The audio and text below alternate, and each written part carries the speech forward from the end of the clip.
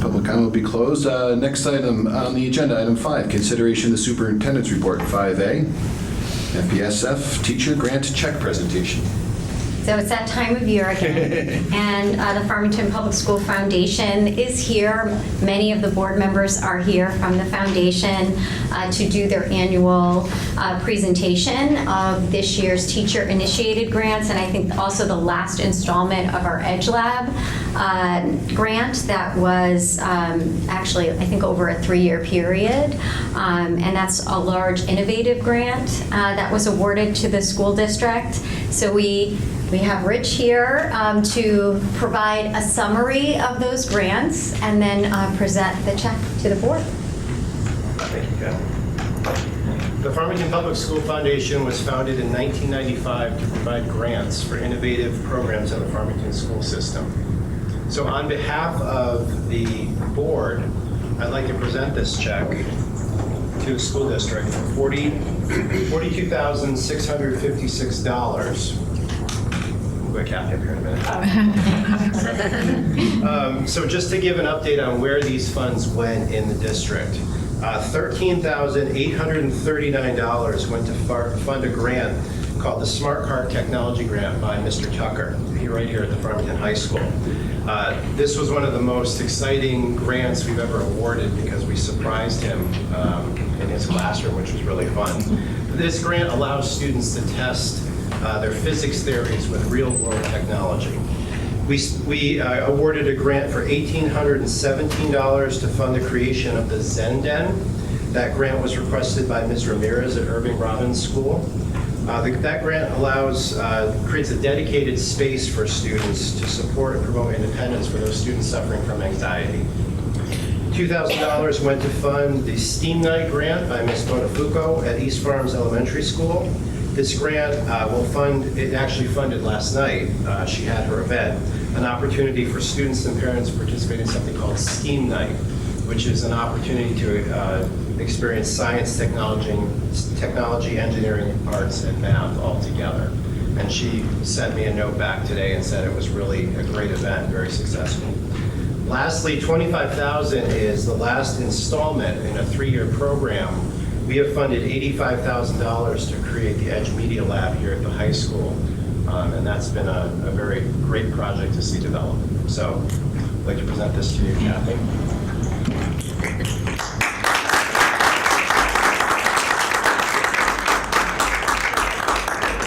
Mind coming up with me so that there's a student?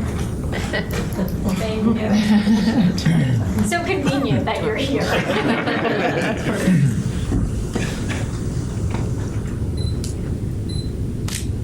We do one more. Thank you. You can. I'll bring this home in my car.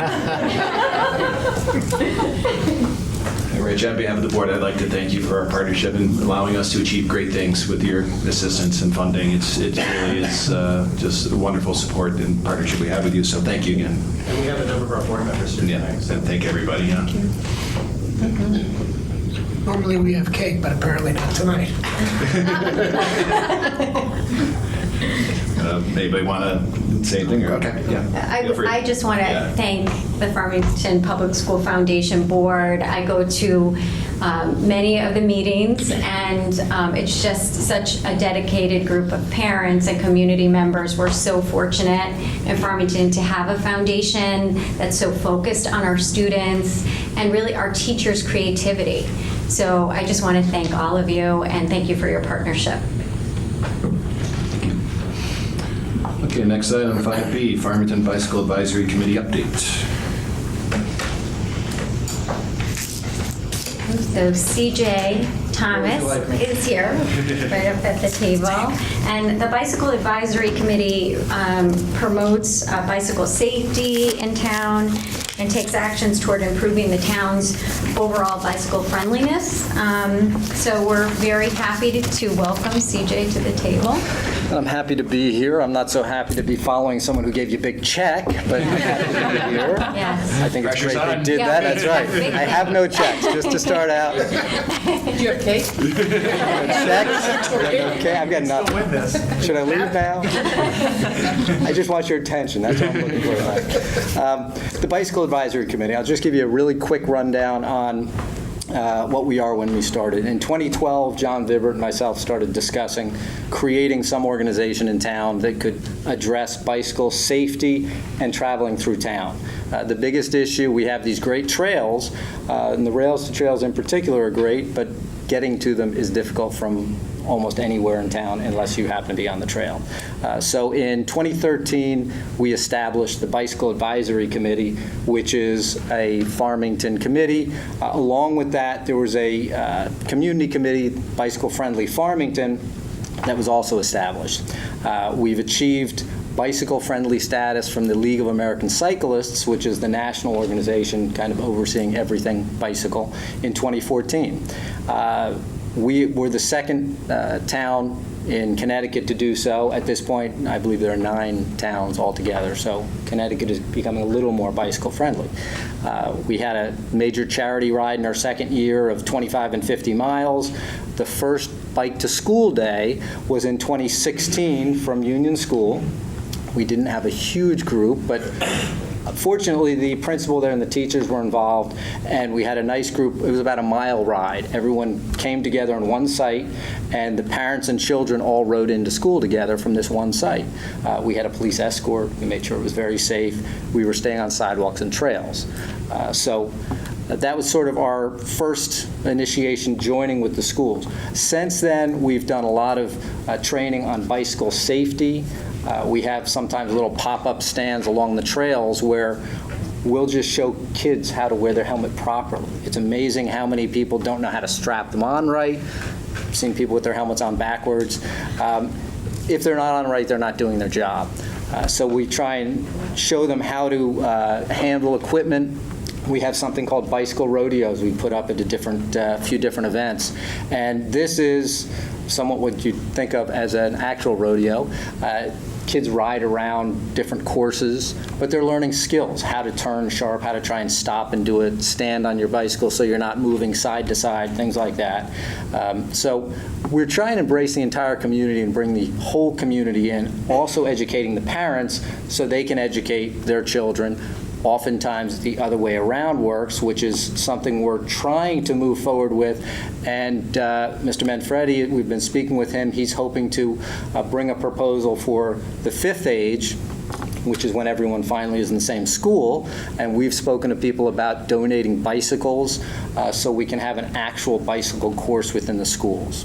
So we can have our children within the phys ed program learning the proper rules of the road, when you can ride on the sidewalk, when you're turning, where you should be on a road if you're actually riding on the road, and where the safe places to ride are. And that's one of the things. I've got some maps. I don't want to give them to you yet because then you're going to look at them and not me. So, but he's working with us. There are some great programs in a couple of the different towns that have done this. And the kids love it. They look forward to getting to 5th grade when they can ride their bikes in school, but they can learn about bicycle riding. Like anything else, when your children learn it, you have to learn it. because they're going to come home and tell you if you're riding the wrong way, if you're not wearing your helmet when you ride your bicycle. They want to make sure you're doing everything that they've just learned. So that's the best way we can have a bicycle-safe community. Once the children learn it, it's not just the bicycle riders. We've all seen bad bike riders who are not riding properly. They're swerving, or they're in the middle of the street where they shouldn't be at certain points. They should be in the middle of the street if they're turning and they're going to different spots. But we need the drivers and the riders both to learn the rules of the road. And hopefully getting the children involved is one of the big steps. What we're working at now, and now I will hand you your maps, is trying to get our safe routes to school. And we're addressing different roads in town and how to get to them. One of those over here.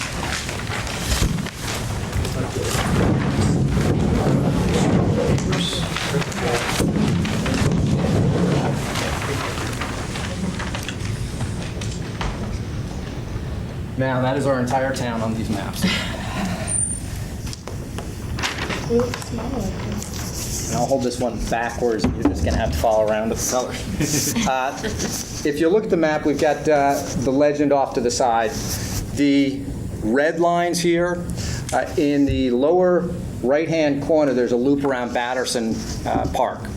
That was our first shadowed roads, and those are the painted-on symbols of a bicycle rider.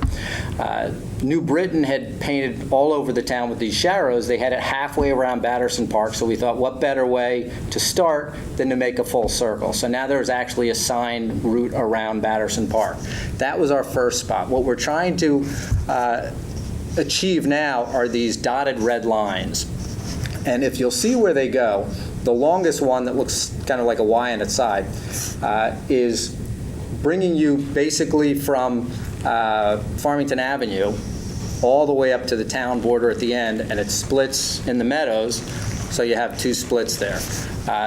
We're looking for our east-west routes, because we've got the north-south covered by the green line, which is the trail, and the yellow, I think it's yellow and blue dotted line is the trail. But we want to get people safely to the trails, so we need to get those east-west routes. This one continues. We cannot put routes on state roads, so Farmington Avenue, we can't officially do that. We can ask the state to address it. But you'll see then you can go up Mountain Road and come down a little farther, closer to IAR and East Farms.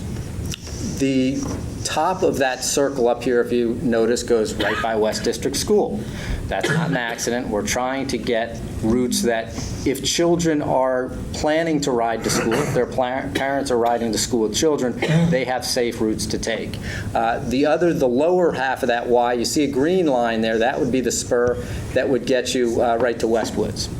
So we're attaching two of the schools right here, and of course, downtown, you've got Noah Wallace that's right on that Mountain Road one. Farmington High School is a little more of a challenge because Farmington Avenue is a state road. What we can do with the state roads, if you noticed when Main Street was paved, and if you noticed a little while back when Farmington Avenue was paved, the state will, if you request, make thinner lanes for driving. They made those lanes 11 feet wide, which is the thinnest you can make them, which then makes the shoulder wider. They're not going to change the width of the pavement, but if we can have them keep that solid white line closer to the middle, that 11 feet, it's making it safe for anyone, whether it's a biker, whether it's a walker, a stroller. They have a little more space on the side. Unfortunately, being Farmington, those shoulders on the side on Farmington Avenue are anywhere from about 1.5 feet to 6 feet because the width of the pavement changes. But it's much better than it used to be when the white line mirrored the edge instead of the middle. On Main Street, when they put those in, they did the same thing, so you've got much wider shoulders there. Again, anyone who's biking out on the road has got a little safer route. So Farmington High, if you notice, the pink dotted line there, or purple dotted line, these are some of the sidewalks and paths that people can use to get to school. So we're always conscious of getting those safe routes to school. Now, we have discovered one thing from the high school groups who are riding their bikes into school. It seems most of the bikes don't end up actually at the high school. They end up in the woods at the top of the hill.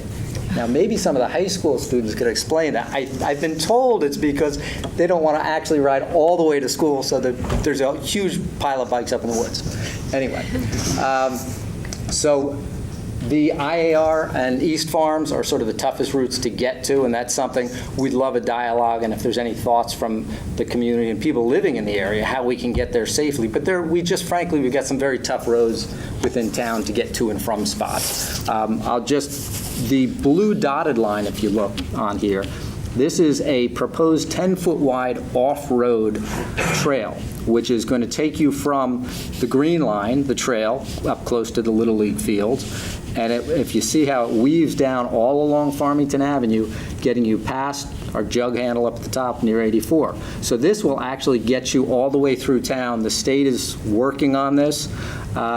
When it might actually show up, I can't tell you. But this will also do a great job for our east-west routes. So we're trying to work with them. With the neighboring towns, our goal, like this Y-shaped red line, is trying to get us so we can get to other areas and other towns. We want destinations that we've opened up with all of these routes. Also on the trails, we're working on getting signs on the trails. We're working with the Chamber of Commerce, and they've been great in conversations talking about putting some of these signs as to destinations. If you had some at the end of the trail by where you hit Meadow Road there, telling you, hey, there's a pizza place. If you go up to Garden Street, you take a left, there's Starbucks and there's pizza there. If you're taking you down to Unionville Center, what's down there? Where can we go? Where can we eat? Where can we find a bathroom? Whatever it might be you need as you're riding. So we want to keep these safe. The kids have been coming out for some of our different events, our rides. This year's Bike to School had over 125 kids biking to school. It was a great event. They all showed up at two different destinations. We had some who were a little farther out that were a little more, they were actually, I think, in Burlington. And they rode in. The whole way is on the trail. We had the police motorcycle escort us in. They got to the school and they had a little breakfast party when they got to the school. But the kids love it. The kids love having the opportunity to ride and do something a little bit different. The parents loved it. We had probably almost as many parents as kids showing up.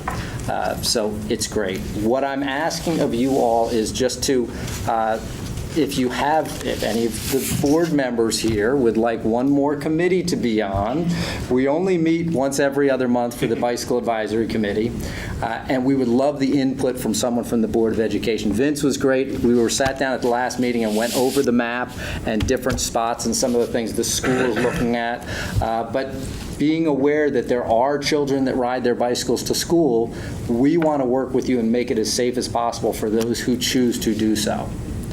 So with that said, I will take down the names of all of you who would like to volunteer for our committee, but I'll answer any questions if anyone has any. Well, I'd just like to thank you, CJ, for tackling the logistical traffic challenges in town and just looking at this. So I know the challenges are that you're presented with, so thank you very much for presenting it. Any questions for CJ? A question about the East Farm side. Yes. I know it's like one of the roads here. You got this existing bicycle share the road over on South Road and a few of those other streets. South Road and Middle Road. Yes. So on some of these busier roads, like South Road was just recently redone. Yes. And I live over there, so I'm constantly going up and down that hill.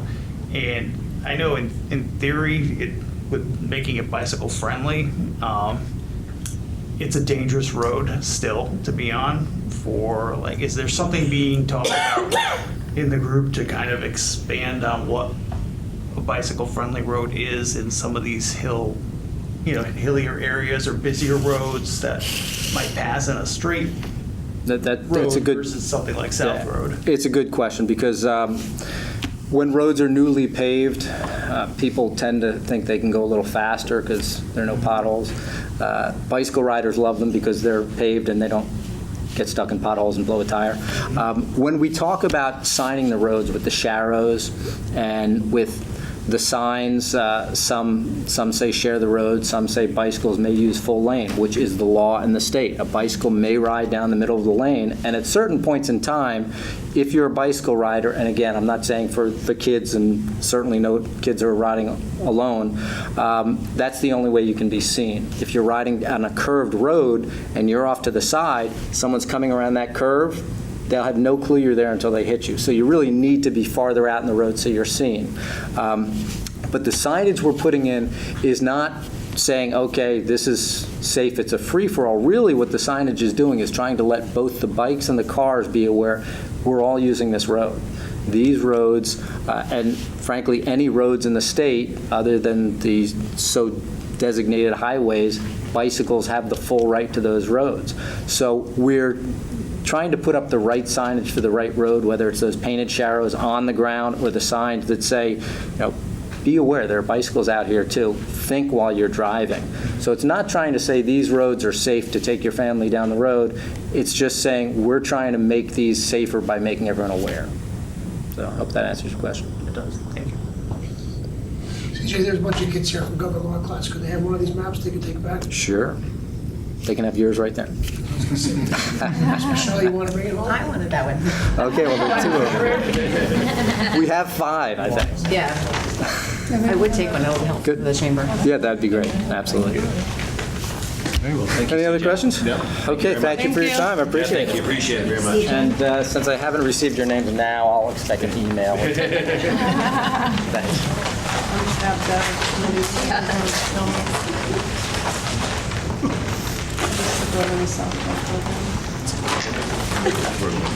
Very committed. Well, I'm already coaching this season.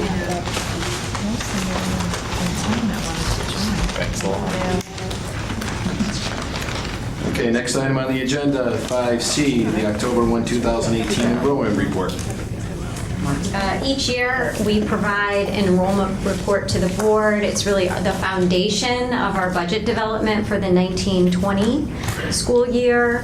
So I'm going to walk through some highlights with the board. On page 3, you're going to see the overall October 1 enrollment. Already, this enrollment has changed, but for the state and for our purposes when it comes to building the budget, we use an October 1 enrollment date. And we currently have 4,005 students in Farmington, and you can see 34 are special education out-of-district placements. About 9 of the 34 are the 18 to 21-year-old students that are in a program that we are financially responsible for, so we include those 9 students in the overall enrollment. We are in line with the 10-year Peter Prouda enrollment projections that were done in 2016 for the FHS building facility project. We had to update our enrollment projections, and Peter had predicted or projected 3,976 students, so we're very close to that projection. And 4,012 students for the 1920 school year. The school-based projections that Peter had done for us, and he was very clear that they're not as, can be as accurate. Our overall has been accurate, but there are some fluctuations in schools. Westwood is much higher than projected in Peter Prouda's 10-year projection, and FHS East Farms and Union is slightly lower, and Noah Wallace is also higher. So, they're not playing out at the school level exactly, but overall, the enrollment projections are accurate. On page 4 and 5, you're going to see historical enrollment numbers and changes over time since 1994. So you really get to see the way we're trending over many years. On page 8, there is, it shows fluctuations in enrollment from the 18-19 school year, and so year to year we saw a 26 student decline, which is not a huge decline in students. And then on page 13 and 14, you're going to see, this is something that comes up a lot, and we hear from principals, different home building projects that are being done. So we keep track of that because that does have an impact on our enrollment. We want to be aware of those, the housing permits that are being sought out, and so you can see really an overall how many building permits there are, and then just various housing developments that are going up in Farmington. On page, I think on the next page, it looks at Connecticut private school enrollment from the Farmington community. We are at about a 6%. That's usually where we find ourselves. It doesn't really fluctuate that much. Last year we had a low of 5.6. But you can see we've had a high of 6.6 over the last 10 years. This year, again, it's 6%. On page 15, this is where we give some recommendations to the board. And one is that we continue to really look at Peter Prouda's enrollment projection report, especially when it comes to elementary neighborhood zones. If we see a school that's above projections or going beyond capacity, we want to pay attention to that because there could be a need to look at the boundaries for that neighborhood school. That isn't the case this year, but we always put it in as a recommendation to monitor it. Also, and that goes with the second one, which is facility utilization. We want to make sure that we're that the utilization is not over 100%, because then we're looking at an overcrowded situation in a school. And then, we do have to really think about space for our schools, whether it has to do with special education programming. We've added a lot of specialized programs here in Farmington that takes up room in our schools. It takes away from sometimes the flexibility, and we just keep track of that. There's nothing that I would say we need to do right now, but it's just a reality that we keep track of. Implementing Fryer, their study that they did K-8, that definitely has some implications. So for example, Noah Wallace, we brought the main office down at the entrance level for security purposes. Well, that took away a couple classrooms, and we really only have one classroom back from where the office was in the past. So that limits Noah Wallace by one classroom. So those are, realities that we have to deal with as we're upgrading security at our schools. And then you did see the residential developments. We keep track of that as well, because we could get a large development in one of our neighborhood schools, and we want to ensure that we're planning for the future. The rest of the report really provides projections that will be the basis of our budget development. We're projecting 4,078 students for the 2019-2020 school year, and that's in the retention ratio calculation, and 3,997 in the push-up numbers. We do both calculations. Usually we're within, as you can see, our projection each year. So I just open it up to any questions that you may have. Any questions, Bill? Yeah, just one question regarding, as you consider the developments in the community, right? Are we not pretty much at a point where we're built out, though? Surprisingly, there are always. Surely there'd be individual units, one, two, one-off kind of homes, but that large development that would have been Bridgehampton, for example, those developments are essentially gone. There's no more left, as far as I know, right? Or is there a way for us to go? When I saw like 10, I think there's more lots up there than. Well, there's a lot more lots. I see 10 permits. Just Bridgehampton, I know. Right. There's more lots than 10 up there, I think. I think There's 60 total lots. Snowberry's another one with room for many more homes. Okay. The mountain. Yeah, so we still have. So that's still a concern. Okay, I wasn't sure about that.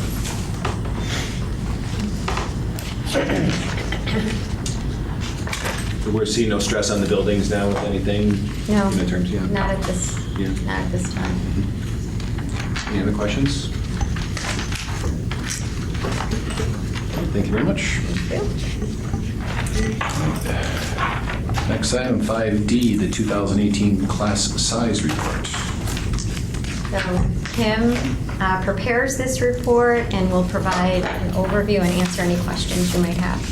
Thank you, Kathy. So the class size report is prepared in conjunction with the enrollment report every year in October, and it's designed to give you a detailed and specific snapshot of class sizes across the district. And I'm going to start on pages 6 and 7, where you see the breakdown of elementary classes by grade and by school. I think you can see that our primary grade classes are appropriately smaller than some of our upper grades by design. And in total, we are within policy, which is an actual average of 19.5 students per teacher across all schools and grade levels K to 4. And then I'll move on. On pages 9 through 11, you see class sizes in our special areas of music, art, physical education, and world language. And then middle school numbers begin on page, where am I here? 18. Some of these classes, these core classes, such as Math 7 and 8, are designed to be smaller in size to provide more opportunity for individualized instruction and accelerating progress. And I would imagine that you look across some of these other areas and you notice a wider range than you would like to see in terms of class size. But in speaking with the principal, the principals are juggling a lot of different factors as they build classes. Some students are moving off team for different math classes or world language class. Some of these classes that look large actually have a paraprofessional or special education teacher supporting the class, so there are 2 adults in the room at the same time. But we do have some variation in class sizes at the middle school. Moving on to the high school. The high school class size is very dependent upon student interest in classes, especially elective courses and course sequences that are differentiated for varying levels. It's certainly an impressive list. I'm always impressed when I look through the list of courses that we offer to our students each year. And so I'm going to take this opportunity as I walk you through this report this year to kind of highlight a few courses that we may have talked about in the past or are new, and just give you a chance to hear a little more about student interest in particular exciting courses. So I'm going to start on page 22 in the art department, art and technology department, and just highlight the fact that we have over 150 students in courses that are technologically oriented and very aligned with the vision of the graduate. So the Project Lead the Way and digital design courses engage students in hands-on learning that's very much aligned to all of those transferable skills in the problem solving and critical thinking, and they're very appealing to students, and we see increasing numbers in those classes. And then on page 23, you notice in the business section there, the personal finance course that we talked about last year, where students would be able to take this course. It's situated here in business, but some students will be using this credit toward math requirements. And there are 154 students enrolled in personal finance, 8 sections of that class. So it's nice to see students, building that background knowledge in personal finance at this age. In English, on page 24, under Amy Miller's leadership, the English department decided to make all their senior year English electives half-year classes with very engaging and enticing themes like heroes and monsters and utopia, dystopia. And students have been responding well to those thematically oriented programs, and we have strong enrollment in those classes. I think I'll move on to page 26 in science. The AP computer science class with App Inventor, which is like 2/3 of the way down. You see there, that course is all about critical and creative thinking and problem solving. It's a fairly new class. It's not brand new, but fairly new with growing, increasing enrollment. Students use MIT's App Inventor in that program, and this is also where they have a unit on computational biology that they do in partnership with Jackson Labs in this course. So we see a lot of interest there. And of course, the course right above it, Forensic Science, continues to be a popular course at the high school. In social studies on page 27, and I could have highlighted it as well in the English department, the last course there in the list is American Studies Honors. This is the new interdisciplinary 11th grade course for students who go to the class for 2 periods with 2 teachers, and it satisfies their U.S. history requirement and the English 11th grade English requirement. So it's a step into the idea of interdisciplinary learning and tandem teaching. And I think I was looking at this today and realized I think there's a mistake here. I think the overall number of students in the course is 91. I double checked that. So we have 2 sections of this, actually, not one section, it's 2 sections. So there's a section in periods 3 and 4 with 46 students in it, and a section in periods 7 and 8 with 45 students in it, I believe. So that's just a little adjustment there. And then you also see at the bottom of page 27 our Capstone courses for this year. We have approximately, we have actually 117 students enrolled in Capstone classes, and the healthcare 21 Capstone class is continuing to be very popular and interesting to students. It's very relevant to a healthy economy in the healthcare field. So that's a good opportunity for students to get a glimpse at those kinds of careers. And lastly, on page 28, you see the students enrolled in AVID. Last year, we graduated our first cohort of AVID students, and we are continuing to have steady interest in this program as students move from the middle school to the high school. I think that's all I wanted to highlight, so I'll, again, as Kathy, I'll take any questions you have about this report. Thank you, Kim. Appreciate it. Sounds like you're sick too, so I thank am. you for battling through it. Sounds like you're to come down a little something. But any questions for Kim on this report? What was the class average in the IAR area? Did you do averages? You can see in page, I think it was page 18, you can see the class ranges, but we don't do the same kind of average class size calculation that we do in the high school.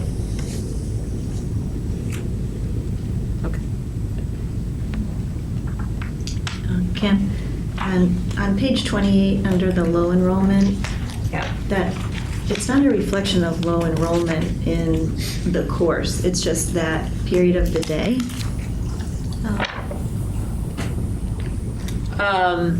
No, I mean, what you're seeing is the enrollment there is, these are classes that have fewer than 9 students in them. Yes. In that period. In that period, but yes.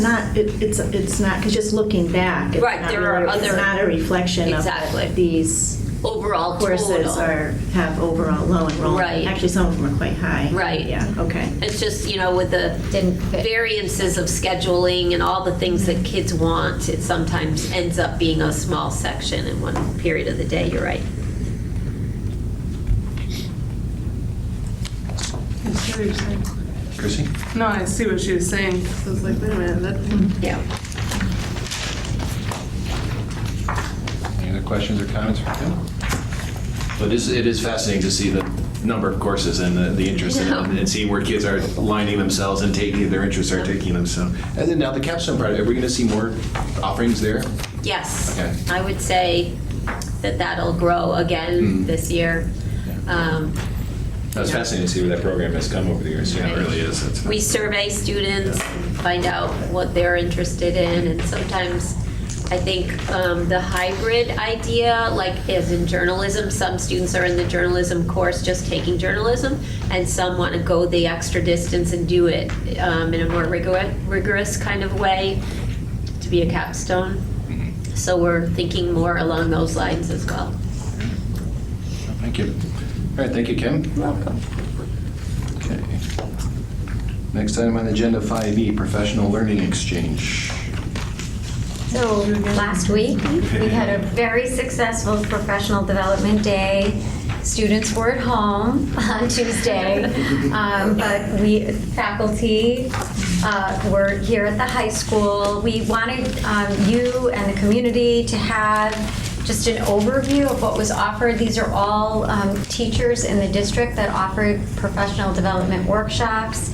Kim and Veronica, they just do such an amazing job really getting this all organized with our faculty. All of the offerings align to our vision of the graduate, our framework for teaching and learning, our theory of action, and our core beliefs. Kim, I don't know if you want to highlight anything, but it looks like a national conference. It's like a It's national pretty conference, impressive. I would so say. We're very proud. And because it's all of our own teachers, there's a buzz and an energy and a pride and a lot of high-fiving and, people congratulating each other. And it's a real culture-building day because, if you're at East Farm School and you have friends who teach at Union School, you may not see them very often. So teachers love it, and we do it in a relaxed kind of way. We don't put a lot of pressure on people. It doesn't have to be perfect. We're not looking for perfect. We're looking for you to share where you are in your, innovative practice and get feedback from colleagues. And we really encourage teachers to go to sessions, a little outside of their grade level or their discipline, because you learn a lot, transferring ideas across those grade levels and subject areas. So we see a lot of that. You can be in a room with middle school teachers, high school teachers, kindergarten teachers all together. So it's really energizing. And we gave a survey and asked teachers to respond, let us know whether they felt it was a good use of their time and whether they'd want to do it again. We've done it now, I think this is our third time, and we do it every other year. And we had overwhelming positive responses from teachers. Some say do it every year. Some say no, stick to every other year, that's good enough. But everybody seems to find real value in the day. And I also want to thank Chartwells because they made it very easy to, they provided a little $5 lunch for teachers so we could all eat in the cafeteria, and it was well beyond $5 value for the lunch. It was excellent. So that made it fun too. Well, thank you, Kim. It looked like an excellent program. It was. It really did. I mean, did you have any challenges? The classes were open until they were, I guess, full. Yeah. And you shut the door. Was there Yeah. feedback saying, well, I really wanted, it wasn't my needs, No, the things I wanted? it's fun how it didn't work out like that. You would think it might, Yeah. but there was such a wide range of offerings. I think probably building the birdhouse was pretty popular, and a lot of people wanted to go in and do that because people like hands-on things. But no, it spread itself out kind of naturally, and we didn't have any big lines or people banging on doors. Great. Thank you. Any questions for Kim or Kathy on that? Okay, thank you. Next item on the agenda, 5F, Farmington High School Facility and Financial Ad Hoc Discussion of the Needs Matrix. So you have a copy of a needs matrix that was developed by the Facility and Finance Ad Hoc Committee, and it includes both the FHS Statement of Needs that the Board of Education and Town Council approved, and some overarching goals related to the facility. It includes a rating system of a 1, 2, 3, with 3 reflecting the most significant impact.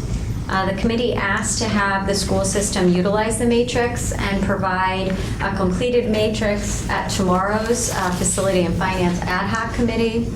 So administrators from FHS and central office came together to take a first look at the matrix, and we rated each of the statement of needs against the overarching goals. And so I would say that this is probably an evolving document, that it's really the beginning of our work on this, but we did look at those overarching goals. I do have a copy that I can share with the board of some initial ratings that, first we looked, so if you look down on the vertical side, you'll see the different statement of need areas, and we kind of call it a breakdown of the statement of needs. And then up on top, the goals. The first one is really successfully maintaining our accreditation to advanced educational excellence.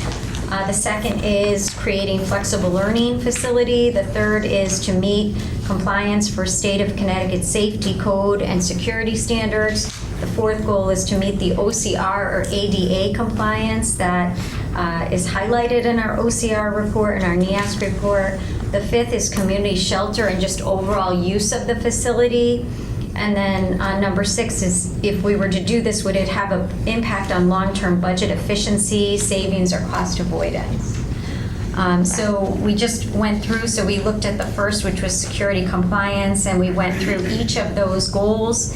And you can see that we rated each of the areas a 3 on that, in that particular area for security compliance. It really met all of the goals. And then the second one is to reduce the sprawl. And again, we rated all of those at a 3 with the greatest impact.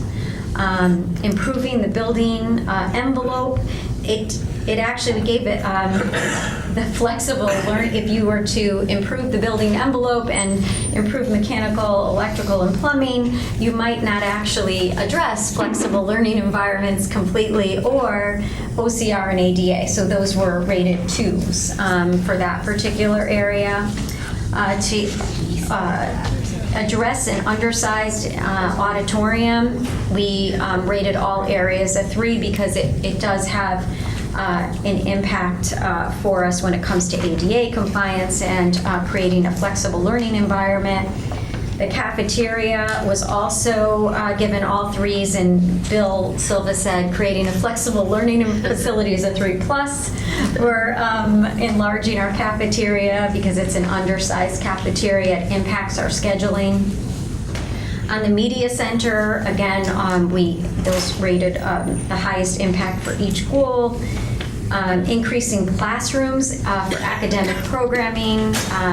That's also, we actually utilize our classrooms here at over 90% utilization. Because of specialized programming, it kind of goes back to our enrollment report. We've lost several classrooms here to specialized programming, which are the need. Those are the needs, but it definitely has impacted, the programming that we can provide because we have taken classrooms out of rotation. Those are all 3s. Handicap accessibility needs, again, all 3s. Moving the Board of Education office to FHS really didn't get a very high score in any area except potentially a budget efficiency because we wouldn't be looking for another place that we would have to purchase for the Board of Ed office because we are overcrowded in the town hall. And moving the alternative high school also did not get, the highest level of impact for most areas, except, again, a budget efficiency, because right now, we do have money associated with the alternate high school. So that's what we have as our initial summary of this particular document.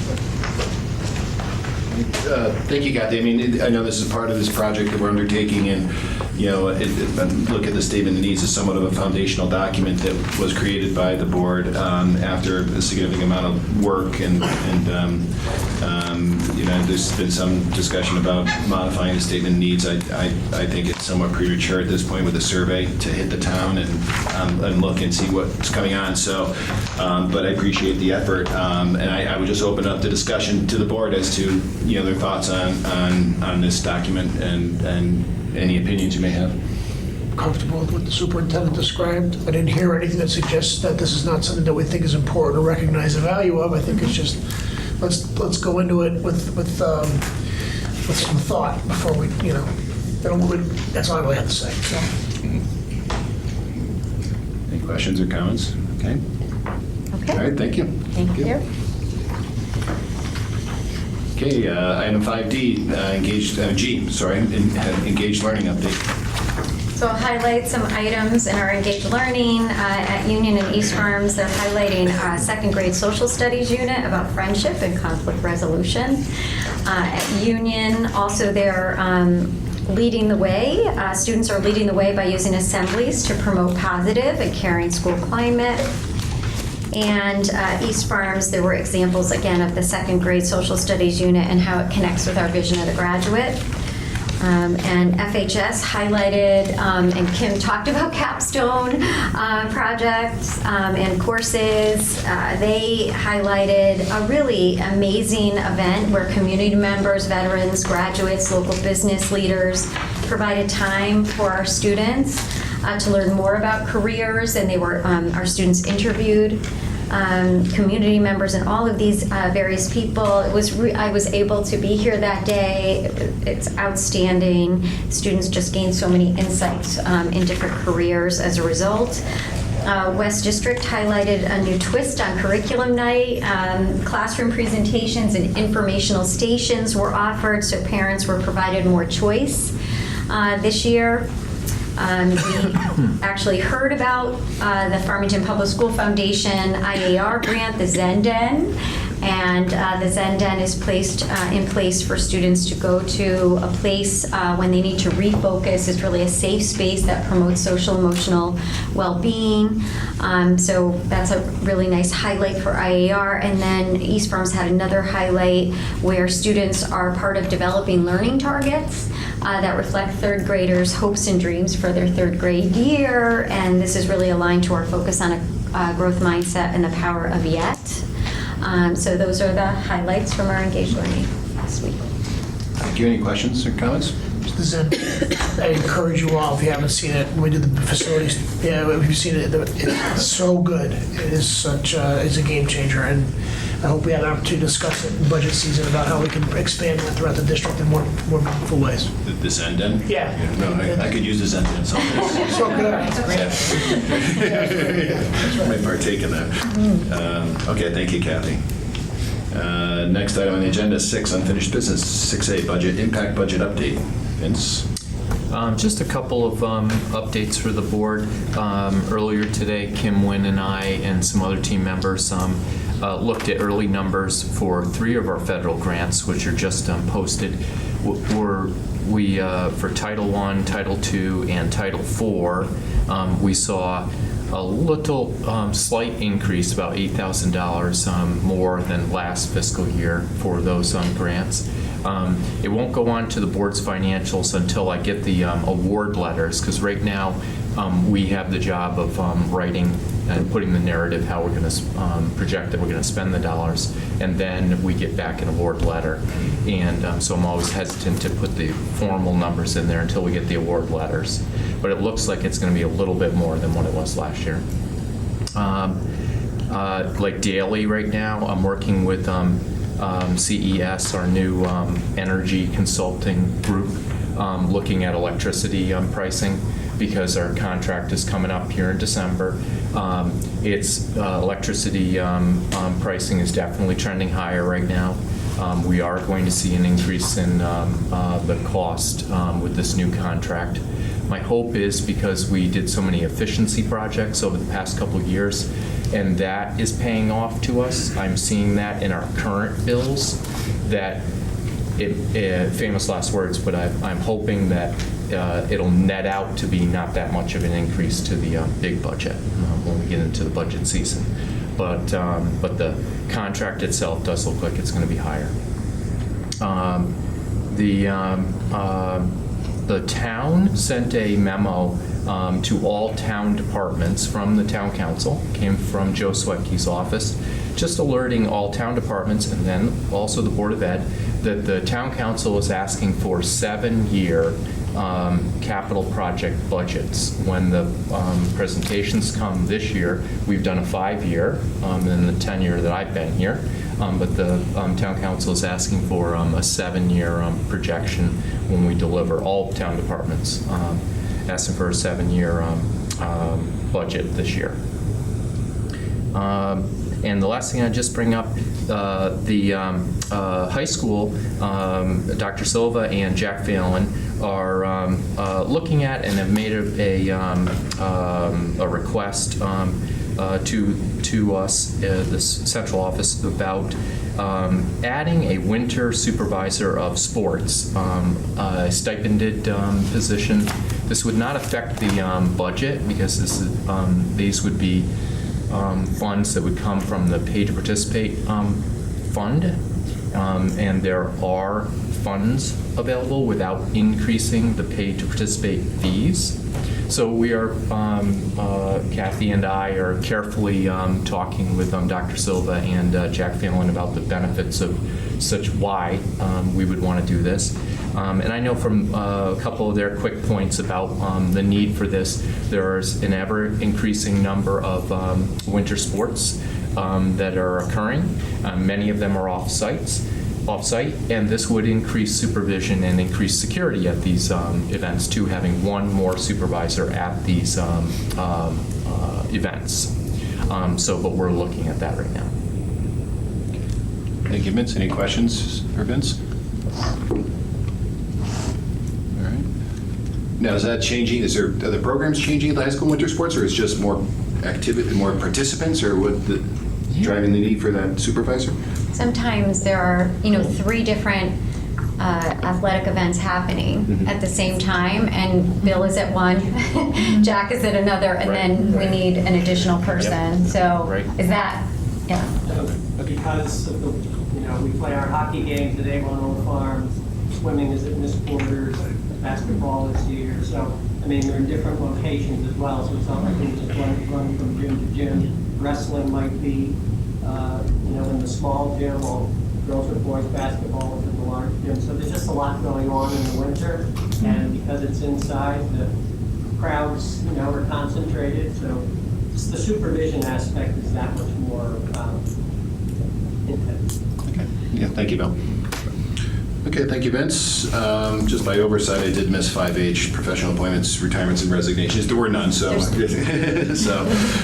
just went over that, so I apologize for that. Okay, next item on the agenda, 6B, approval of the 2018 policy update, second reading. Motion to approve. Okay, second? Second. Okay.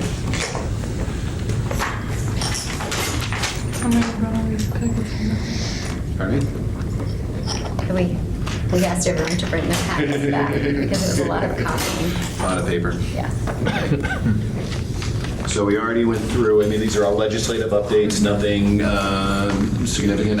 You want to go through them? We'll go through one by one. It's just two, or should we do it in bulk? It's the best way to. I move that we can do them collectively. Okay. All right. The motion to approve all amendments of the review of the 2018 policy updates in bulk as listed on the agenda. Any questions, comments? All right, all in favor? Aye. Opposed? Abstentions? Okay.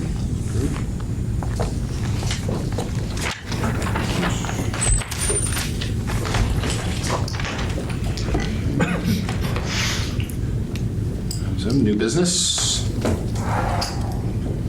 Nothing? Okay. Item 8, consideration of the business administrator's report.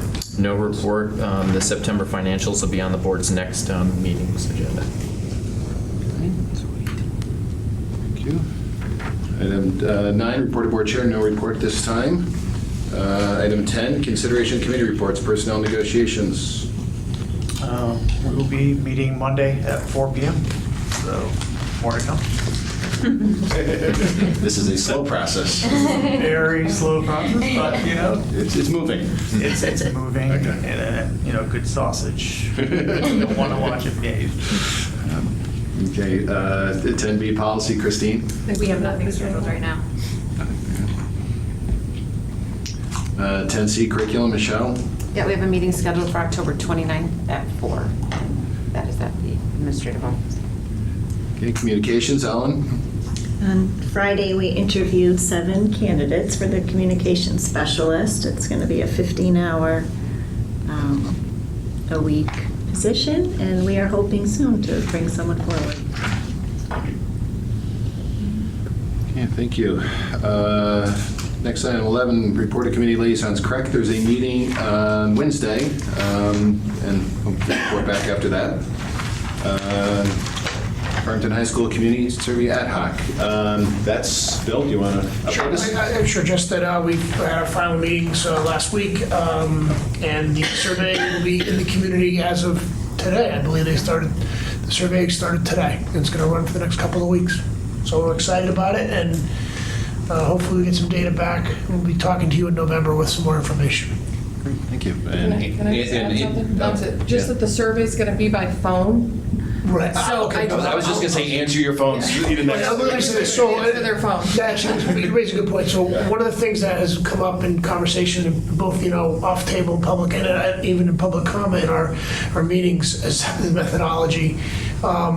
I would encourage anybody who is interested in how the survey ad hoc committee did its business, and our minutes of our meetings in detail, in depth, what we did to vet the correct process to ensure a very random, the widest net possible and the most random sample. And the data that we received was that it needs to be through a phone. So we do encourage people to listen. Look for the phones to ring and hopefully answer. But we're very confident this is the correct way to do it. There's also the survey presentation is going to be Thursday, November 1st. Oh, right. At 6, so those are open meetings. Well, that's presented to the ad hoc To committee. the ad hoc. Not the formal, not like a formal meeting.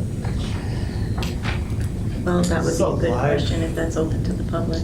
The ad hoc will be open to the, Yeah. It'll be open to the it'll be open to the public, public. It won't be a formal meeting to the board or anything, that'll be just the ad hoc, and then we'll report out.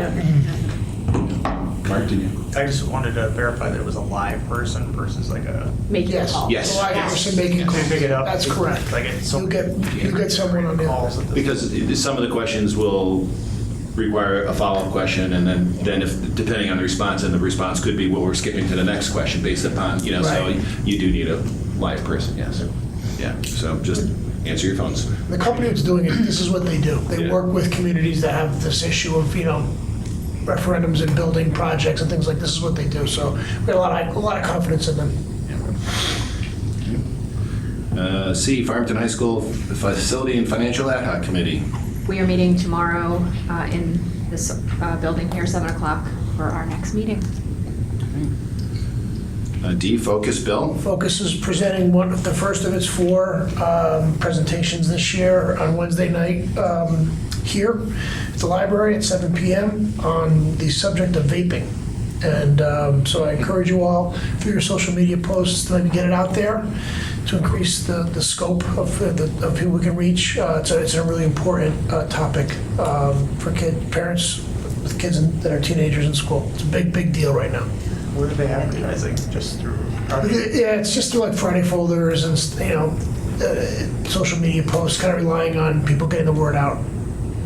Is that, so this presentation that they're doing on Wednesday, is it only for parents or can high school students come? High school students can. Or Absolutely. even IAR students? Like Sure, students or in- IAR students, Yeah. yes. Yes. Ring, sit down now. No, I just wonder, because I think people sometimes don't know if it's for students and No, parents. it's right. It's right. Well, I mean, everything that Focus does, at least in my experience, and I don't want to speak for Ed or Nancy, but it was with an eye to include. This is very inclusive. It's not like you don't want kids to be a part of it. No, right, yeah. Just I want people to know that are watching. We have a partnership with FCD as a school district, really initiated by Focus. And I know that IAR and the high school placed information in their Friday folders about vaping, and I just really encourage parents to look at that presentation. It's informative. It really helps parents to understand the issue and also to be able to talk to their children about it. I think there's a lot of misinformation out there about vaping, and we want to be proactive and have parents talk to students, and we certainly do our part in that through our health curriculum, but we definitely put that out there because we're hearing more and more concern from parents about this issue. And what's happening, unfortunately, from what I've learned about it, is that you have other towns that are kind of, bringing their vaping habits to our community in ways that would, surprise people. We can talk about it off the table if you'd be interested about it. But yeah, it's problematic. Well, okay, thank you, Bill. 11D, Farmington Public School Foundation. So they had a meeting immediately following their presentation here, so I'll get an update on when the next meeting is. But two quick things. If anybody has a chance, they just launched their new website, so go on, take a look. It looks fantastic. And another reminder about the Trivia Bee on November 9th. If anybody's interested, you can register on the website. So all the more reason to go. Would we be interested in putting together a Board of Ed team? I think we should do it. Yeah, if we would. Okay. I would do it. I would do it. All right, I would do it. All right, so we'll just canvas. How big of a team we want. I know. Okay. Draw straws. Speaking the teams. Is there, how big of a team can you I love have? cuts with tryouts. Okay. Trivia tryouts. All of us are on the same team, because the teams I've been on have been at least this many people. Oh, okay. I mean, I think that's fine. Okay, let's The question is, what team will you be on, Kathy? Oh. She figures that out. On the winning team. That's right, good answer. She's a winner. So our team is like. I challenged the whole faculty at Convocation, so let's see how many teams we get. Yeah. Okay, so let's. So are you going to sign us up then? I will get the information. Okay, great, thanks. Yep. Okay, Athletic Advisories Committee, Christy. No meeting scheduled yet. I think it's after the whole fall season, so Yeah. to be determined. Okay, 11G, Chamber of Commerce, Michelle. Yeah, I was glad to see CJ here today. The Chamber's been working with Bike Friendly Farmington, specifically about some of those banners that they wanted at the end of the bike trail, but also for bike racks in town. We don't have a lot of bike racks in town, so we'll be advocating for them and with them. And then on September 25th and 26th, the Chamber was an integral part of the Capstone networking conference that we had here. We try to coordinate as many local businesses as we can to join them. Outstanding. Yeah, it's a good program. Thank you. 11H, Green Efforts, Andrea. Our next meeting is November 15th, and right now the focus for the next 2 years is on waste reduction, and we've been brainstorming on different ideas to get businesses involved and creating a checklist for businesses on how they can improve waste reduction in town. And there's been some talk about whether if a business does want to participate, that they could get designated as like a Farmington Green Efforts business. So more to come on that. It's just developing. Great, thank you. 11I, Ad Hoc Cafeteria, Liz. We had a meeting right before this meeting, and pretty much the thing that I got out of the meeting was that participation is up in every school, so it's district-wide.